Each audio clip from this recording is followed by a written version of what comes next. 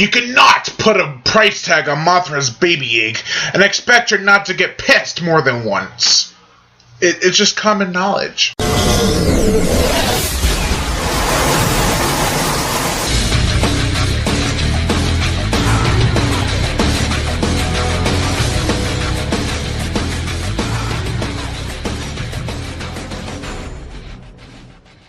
Godzilla and Mothra.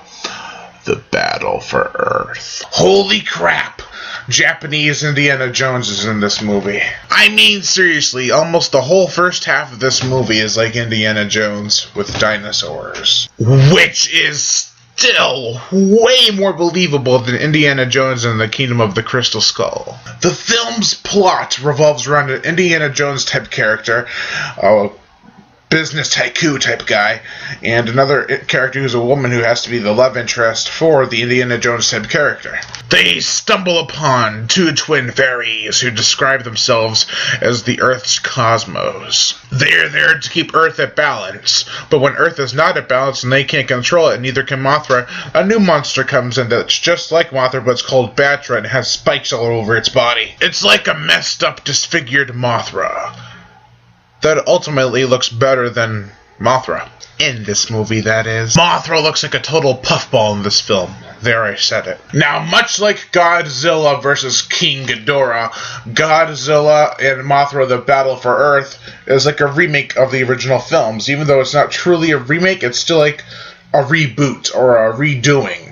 Now, even though Mothra is a giant puffball and BATTRAAAA is a really cool design, they still come across as me not being able to decide which one's the better monster. Now, even though Mothra looks cheesy, she still is a beautiful force of nature, and it shows in the film. All the designs they do around her and all the lighting is perfect, and when she makes the giant cocoon around herself, it's so beautiful in that scene that I tear up.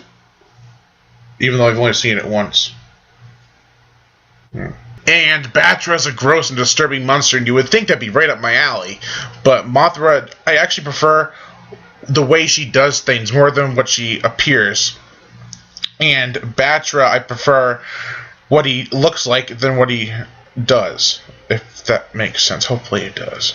Because I'm doing this take again. There was one more monster that I keep on forgetting to mention, but who was it? Oh yeah, it's freaking Godzilla. Yes, Godzilla is in this film. And the sole purpose I think he is in this film for is that he is there so Mothra and BATTRAAAA can team up to beat him. Yes, I know, I'm spoiling, but it's pretty obvious that they'll team up. Or it might not be too obvious. So, I'm sorry. And you remember that business tycoon guy I mentioned before? Well, he actually wants Mothra's egg before it hatches to make as much money off of it as he can.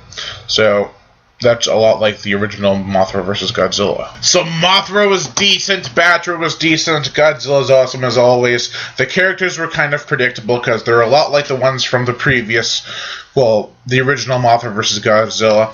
And this film is actually really well done. I like the fact that it had some Indiana Jones vibes in it, and it works. Overall, I give Godzilla and Mothra, The Battle for Earth a 4 out of 5. I am Brian Gatto, host of Horror Show Movie Reviews. Make sure to like my Facebook page in the description below, and to leave comments and subscribe.